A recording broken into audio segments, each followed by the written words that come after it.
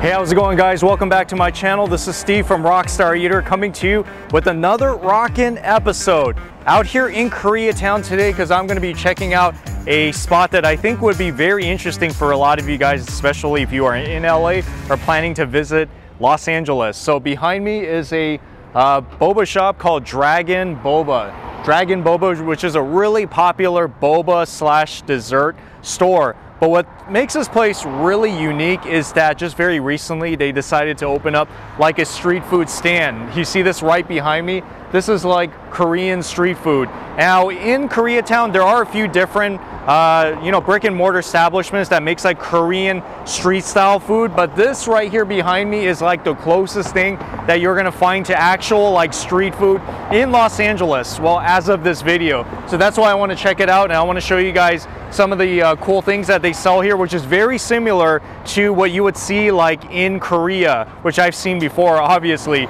So if you guys want to see what Korean street food looks like, especially here in LA, then stick all the way to the end of this episode so that you can see the amazing overview of this Korean street food here in Los Angeles. And also, if you're new to this channel, then take a moment right now to hit that subscribe button as well as the notification bell, because I release these episodes on a weekly basis that you don't want to miss out on.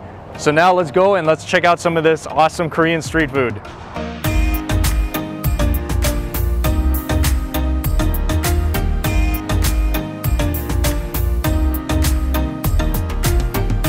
She's gonna start out with the Korean street toast. This is something I definitely had before as street food, Korean street food, and I want to see exactly how they make it here. But it looks like right now they're cooking like the vegetables, like the cabbages, you know, buttering up the grill and putting the toast on there. Yes, everything is made fresh out here. Korean street toast has like cabbage, green onions, ham, carrots, egg, butter, ketchup, honey mustard, mayonnaise, sugar. Yeah, it's loaded with a lot of stuff. And this is the mayo, the mayonnaise. Very stringy, look at that. And ketchup. Honey mustard.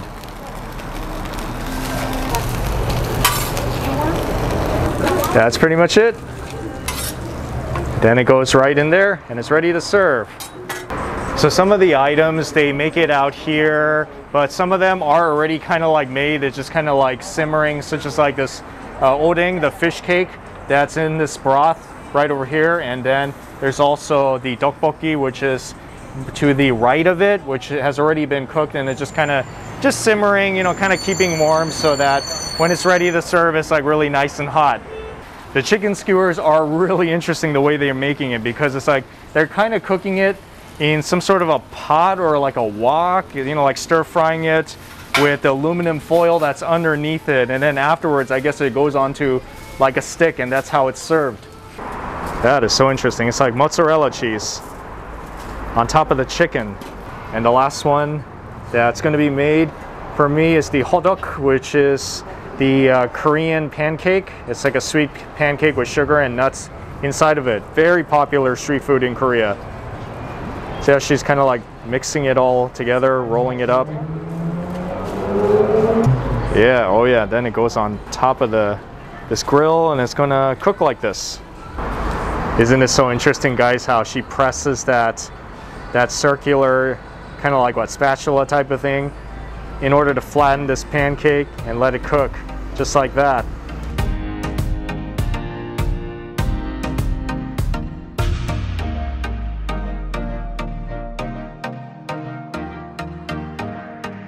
So I think I'm going to do is start off with this dukkbokki. You do have to kind of stab it in so that you can get a good piece on your fork, because it's very slippery.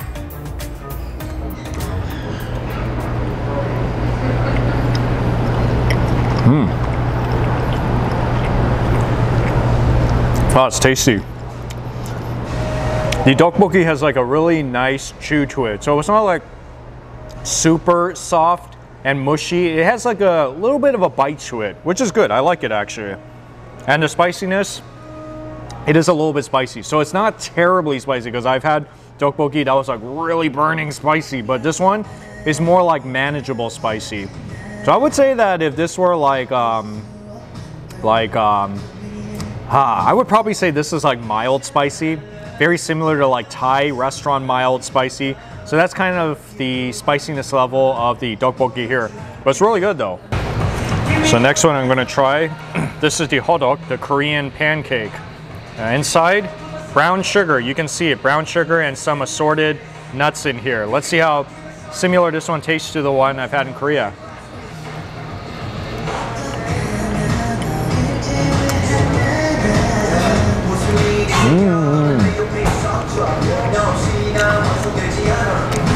Wow, you know what? Maybe I should have saved this one to the last since it's sweet, so it's kind of more like a dessert. But it's good though. Oh yeah, it's good. I like it. Very chewy. Very chewy, and inside is like, you taste that brown sugar sweetness to it and a little bit of that crunch because of the nuts. This right here is a perfect snack. And now, behold, look at this huge piece of chicken, barbecue chicken skewer. It's very similar,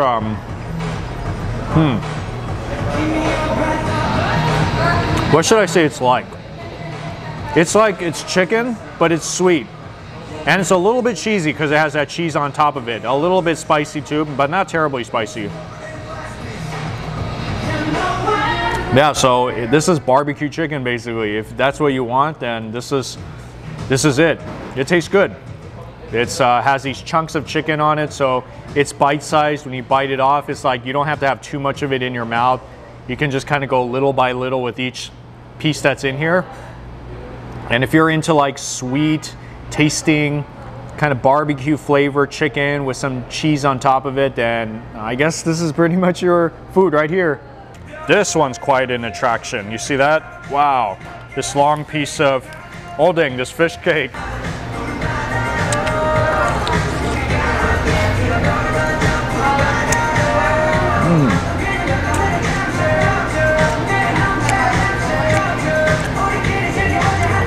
So the flavor itself, I kind of expected, because I've had this before, fish cake. Like it has a very, how do you describe what fish cake tastes like? It's like, I don't really know how exactly to describe it. Probably a little bit, I don't know, you just gotta try it. So if you've never had a Korean fish cake before, then why not start here in Los Angeles, here at Dragon Boba. It's really has a nice chew to it. It's very, I like the flavor in it, especially because of this broth that really adds a nice flavor to this thing all around. And yeah, it's just fun to eat. I mean, look at that. Why not, right? Anything on a stick is fun to eat. Oh yeah. Wow, that broth is good. Oh, that's a good broth. It feels, just has a nice taste all around. So soothing. Yeah, so definitely don't toss out this soup that's inside of it, because it's not just meant to keep your odeng warm. It's meant to be consumed as well. So be sure to drink it and enjoy it. The Korean toast, let me tell you, it's going to be pretty messy because of all the sauce that's inside of it. So don't expect your hands to be clean when you eat this stuff. Maybe your mouth is going to get messy too. So just a little heads up.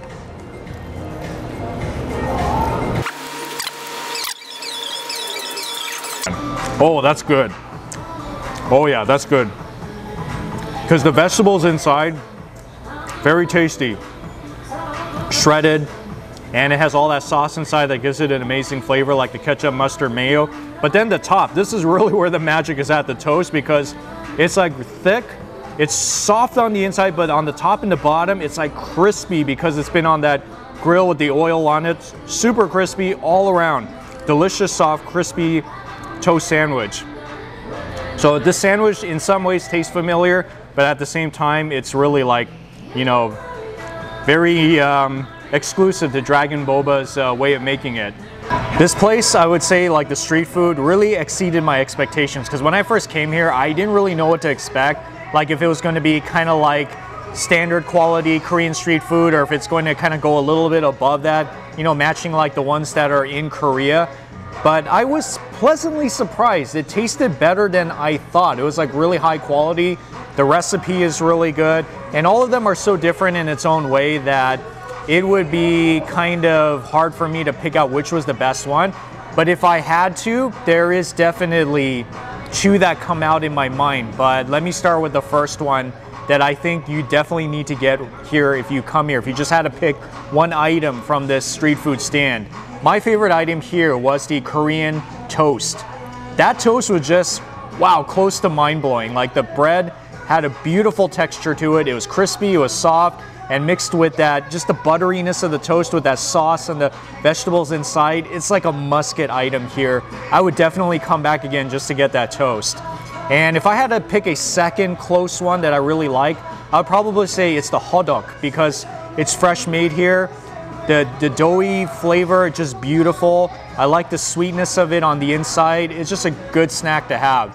So yeah, but everything, like I said, is different in its own way, and I'm pretty sure everyone, you know, you all have your own taste, but if you come here and you decide to get whatever on the menu, you're not gonna go wrong with any of it.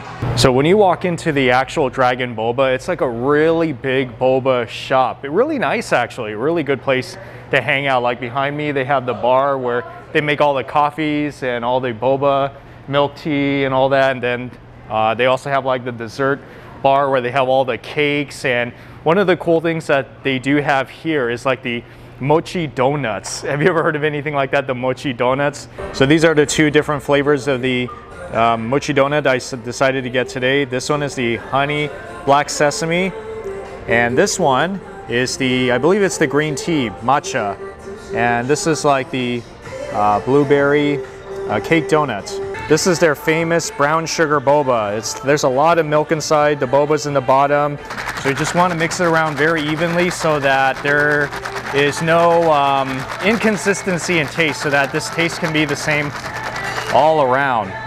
All right, you see now the color is actually like a milk tea with the boba all around.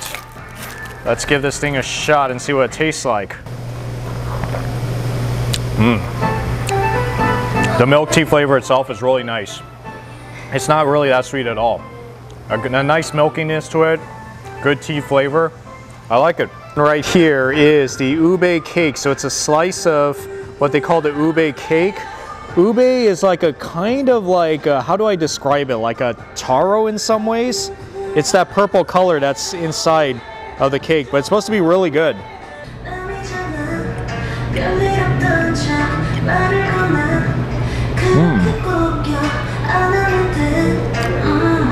Exactly, it tastes just like, very similar to taro, that ube filling inside of it.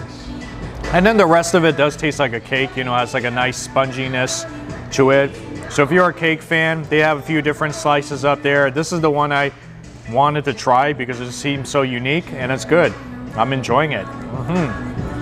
So anyways, if you guys are in town and you're looking for something like this that I just described right now, Dragon Boba is a unique place to go because, like I said, wonderful mix of Korean street food along with drinks and desserts. How much better and more adventurous can you get than that? Anyways, thank you so much guys for watching this episode of Rockstar Eater, and if you enjoyed what I'm doing here on the show, give me a thumbs up and also comment on the section below if you've tried any of these street foods before, or you know, you just have anything you want to add to this whole overall video experience. Subscribe once again, like I said at the beginning of the video, and also be sure to click on the screen so that you can see some of the other food adventures that I've done here in Los Angeles that you don't want to miss out on. So click on that video and I'll see you in the next episode.